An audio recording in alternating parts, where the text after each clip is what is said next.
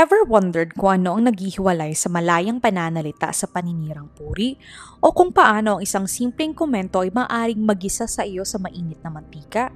Stay tuned because today here on Espresso Legal, ang inyong go-to channel for understanding the ins and outs of Philippine law, one cup of coffee at a time.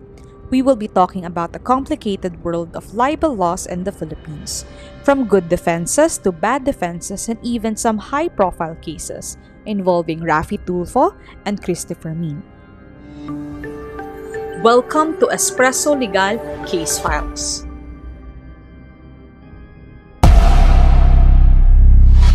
Noong 1999, sinampahan si ngayong Senador Raffy Tulfo ng kasong libel dahil sa pagsusulat nito sa Abante Tonight ng anomalya umano ni Attorney Carlos Ding So o Attorney So ng Bureau of Customs. Sinulat ni Raffy Tulfo ang mga sumusunod.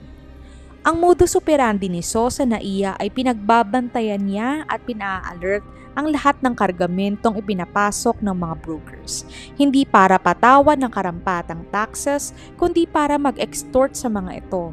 Ayon sa aking source, 50,000 pataas ang hinihingi ng pang-areglo ni So sa kada cargo. Sa 100 cargos araw-araw na dumating, ay bahala na kayong malula sa kakakwenta kung gaano kalaking halaga ang nakukurakot ni So. Sa kabilang banda, noong 1995, sinampahan naman ng libel si Christopher Min nila Annabel Rama at Eddie Gutierrez dahil sa pagsusulat ni Christopher Min sa gossip tabloid ng imposibleng nasa Amerika ngayon si Annabel dahil sa kalat din ang asunto nila doon. Bukod pa sa napakaraming Pinoy na humahunting sa kanila, mas malaking problema ang kailangan niyang harapin sa States dahil sa perang na dispalko nila. Naghahanap lang ng sakit ng katawan si Annabel kung sa States niya nga maiisipang pumunta ngayon para lang takasan niya si Ligaya Santos at ang sentensya sa kanya. Sa dalawang kasong ito, sino ang pinawalang sala ng Korte Suprema? Bago natin sabihin kung sino, talakayin muna natin kung ano ang libel. Una nating pag-usapan kung ano ba ang libel. May libel po kapag may sinulat kang malisyosong akusasyon o imputasyon. Ang sinulat mo ay maaaring by print, writing, pictures, or signs o iba pa. Ito ay may posibilidad na magdulot ng kahihiyan, kasiraan o paghamak sa isang tao o korporasyon.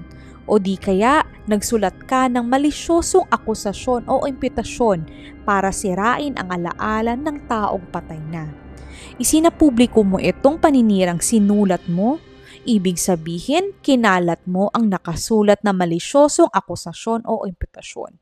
At base sa sinulat mo na paninirang puri, makikilala ang identity ng biktima.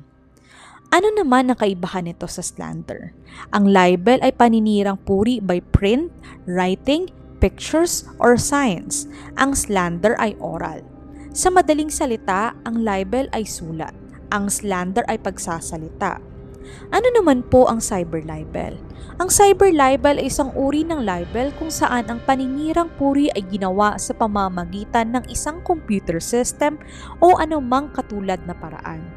Ano ang penalty para dito? Ang libel ay pinaparusahan ng multa o pagkakakulong ng 6 months and 1 day to 4 years and 2 months o parehong multa at kulong. Ang cyber libel ay pinaparusahan ng multa o pagkakakulong ng 6 years and 1 day to 12 years o parehong multa at kulong. Kailan ka dapat maghain ng reklamo?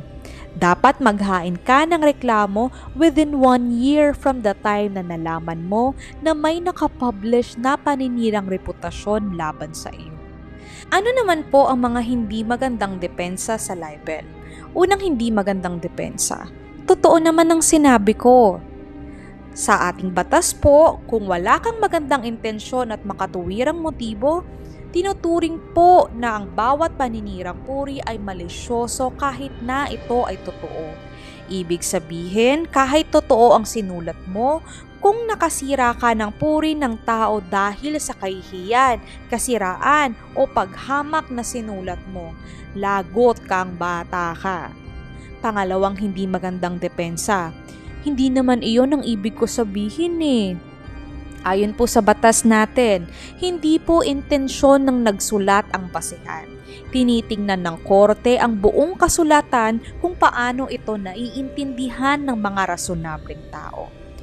Pangatlong hindi magandang depensa. Joke lang naman iyon, attorney.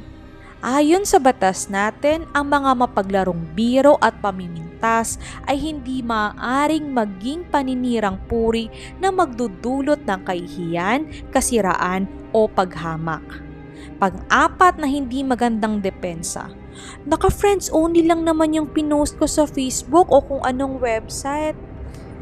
Ayon sa batas natin, kung wala kang tinatawag na reasonable expectation of privacy kapag naka-friends only access ang post. Hindi naman kasi absolutely pinipigilan nito ang ibang tao na maka-access sa pinost mo. Pwede pang kumalat yan. Kung gusto mo talaga, dapat in-only me mo. Ngayon, ano naman po ang mga magagandang depensa? Unang depensa, ikaw ay miyembro ng Kongreso at nagpahayag ka sa pagtupad ng iyong tungkulin during session. Pangalawa, ikaw ay government official at may mga komunikasyon ka na ginawa sa pagganap ng mga tungkulin mo. Pangatlo, mga paratang o pahayag na ginawa ng mga partido o kanilang mga abogado sa mga pleading o motion o sa panahon ng pagdinig ng kaso, pati na mga sagot na ibinigay ng testigo. Pang-apat, nagreklamo ka tungkol sa katangian o pag-uugali ng isang pampublikong opisyal at inadres mo ang hinaing mo sa tamang ahensya na may tungkuling gampanan ang reklamo mo. Walang mali siya ang reklamo mo, ginawa mo lang ayon sa katapatan ng tungkulin mo. So, protektado ka kahit na ang mangyayari ay hindi pala totoo ang mga sinabi mo, so long as may probable cause o posibleng dahilan para maniwala ka sa katotohanan ng akusasyon. Tulad sa isang kaso, nagsulat ang nagreklamo sa Korte Suprema laban sa isang huwes. Kinasuhan siya ngayon ng huwes ng libel, pero sinabi ng Korte Suprema ay hindi, covered yan ng privilege. Panglimang depensa, patas at makatotohanang pamamahayag na ginawa ng may mabuting loob, walang anumang komento, exaggeration, tungkol sa anumang hindi kumpidensyal na proseso ng gobyerno. Freedom of speech and of the press. Pero paalala lang, kahit na may kalayaan tayong ganito, hindi ibig sabihin pwede mo nang sabihin lahat ng gusto mo. Ang freedom of speech and of the press, hindi po iyan lisensya para mag-publish ka ng kasinungalingan o half-truth, mang-insulto sa iba, sirain ang kanilang pangalan o reputasyon o dalhin ang sino mang tao sa kasiraan. Obligado tayong lahat na kumilos ayon sa katarungan at sumunod sa nararapat. Pampitong depensa, may mabuti kang motibo at karapat-dapat na dahilan. Tulad ng napag-usapan natin kanina, kahit mapakita mo na totoo ang sinabi mo, maaari ka pa ring maging liable. Pero maaari kang mapawalang sala kung nagpakita ka ng pruweba ng katotohanan at magandang motibo at katuwiran sa pagsasapubliko ng sinulat mo. Pangwalo, kung ang naargabyado ay government employee at ang paratang mo ay in relation sa governmental function niya, kailangan lang totoo ang sinasabi mo. Di mo kailangan ipakita na may mabuti kang motibo o karapat-dapat na dahilan sa ginawa mo. Pangsyam, lumipas na ang 1 taon simula na diskubre ng naargabyado, mga otoridad o kanilang mga ahente ang iyong isinapubliko na post o sulat. Pang-10, dinirekta mo ang nakakasirang puri na pinost mo sa isang grupo at iyong sinulat mong yun, hindi naman applicable sa lahat ng taong kasama sa grupo. At pang-11, wala ka naman talagang ginawang pagsasapubliko ng kasiraan ng puri ng isang tao. Ibig sabihin, hindi ka nagsulat, nagprint, nagpublish. At iyon po ang mga bagay na dapat matutunan tungkol sa libel at cyber libel. Ngayon, balikan naman natin ang mga kaso nila Senator Raffy and Christopher Meade. Sa kaso ni Senator Tulfo, hatol ng Korte Suprema, ang mga sinulat ni Senator Tulfo ay patungkol sa opisyal na tungkulin ni Attorney So ng Bureau of Customs. At ang lahat ng umano'y ginawa ni Attorney So ay mga usapin ng pampublikong interes na dapat malaman ng mamamayan. Dahil dito, ang burden na mag-prove ng malis ay nailipat sa prosecution. Ang prosecution na ngayon ang dapat magpakita na ang mga sinulat ni Senator Tulfo ay ginawa na may kaalaman na ito ay mali o walang ingat na pagwawalang bahala kung ito ba ay mali o hindi. Dapat maipakita ng prosecution na ang nasasakdal sa katunayan ay nagkaroon ng malubhang pagdududa sa katotohanan ng kanyang sinulat.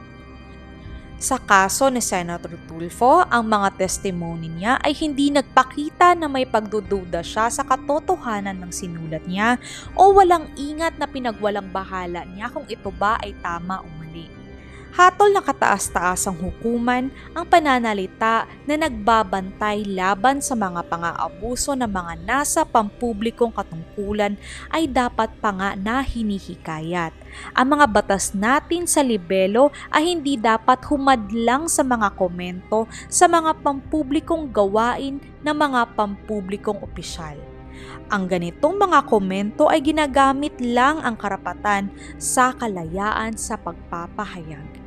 Dahil dito, pinawalang sala si Raffy Tulfo. Ngayon, paano naman si Christopher Min? Hatol ng korte, tagumpay sila Annabel Rama na pabulaanan ang imputasyon laban sa kanila. Pinatunayan nila na hindi totoo na hindi sila makakabalik ng Amerika, kundi maaari silang bumalik anumang oras doon. Napatunayan din nila na maayos ang relasyon nila sa manufacturer ng cookware. Sa kabaliktaran, nabigo si Christopher Min at publisher nito na magbigay ng ebidensya para ipakita ang katotohanan ng mga paratang sa artikulo na pinublish. Umamin din during trial si Christopher Min na napakalapit niya sa nooy Congressman Goles at mayoralty candidate Joey Marquez at gagamitin niya ang kanyang kakayahan bilang manunulat para mangampanya para sa kanila. At ang complainant na si Eddie Gutierrez ay tumakbo laban sa nooy incumbent na si Goles para sa Kongreso ng Parañaque City. Maaring mapulot mula sa kanyang testimonya na si Christopher Min ay may motibo na gumawa ng mapanirang puri na imputasyon laban sa mga nagrereklamo. Paalala ng Korte Suprema, tunay na may kalayaan tayo sa pagsasalita at pamamahayag. Maaari tayong pumuna sa mga pampublikong opisyal sa pagganap ng kanilang mga opisyal na tungkulin o laban sa mga pampublikong tao sa mga usapin ng pampublikong interes. Pero pinagbabawal ng batas natin ang mga pananalita na mali, malisyoso o walang kaugnayan sa pagganap ng isang pampublikong opisyal sa kanyang mga tungkulin o walang kaugnayan sa mga bagay na may kinalaman sa pampublikong interes na kinasasangkutan ng mga pampublikong tao. Kahit na sila Annabel at Eddie ay tinuturing ng mga public figure dahil sa personalidad nila sa entertainment business, hindi ito lisensya sa kahit sinong manunulat na sirain ang kanilang dangal at dignidad sa pamamagitan ng walang habas na paglalabas ng mga gawa-gawa at malisyosong komento sa broadcast media man o sa print tungkol sa kanilang sarili o personal na buhay. Paalala ng Korte Suprema, ang kalayaan sa pagpapahayag ay karapatan ng tao. Pinoprotektahan ito at ginagarantihan ng konstitusyon. Ang tungkulin ng pamamahayag ay maging tagapagtanggol ng demokratikong lipunan. Ngunit nararapat ding isaisip na ang namamahayag o reporter ay ang lingkod, hindi ang Panginoon ng mamamayan. Thank you for brewing up some legal insights with us at Espresso Legal. Tandaan, every cup counts in understanding the law. Until our next beautiful discussion, keep sipping and stay legally savvy.